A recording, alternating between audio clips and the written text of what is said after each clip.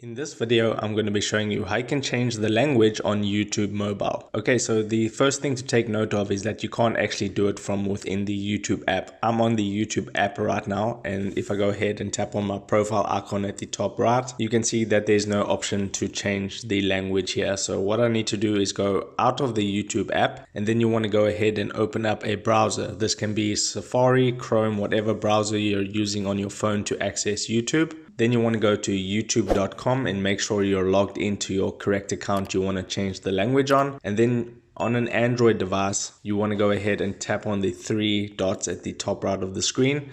And then you want to request the desktop site. For me, it's right at the bottom there. Select desktop site. And on an iPhone, you'll just have to find where you can go ahead and enable the desktop site. And then you can zoom in a bit. And then you want to go ahead and go to your profile icon at the top right of the screen. Tap on your profile icon. And then you can see underneath appearance where you have your theme.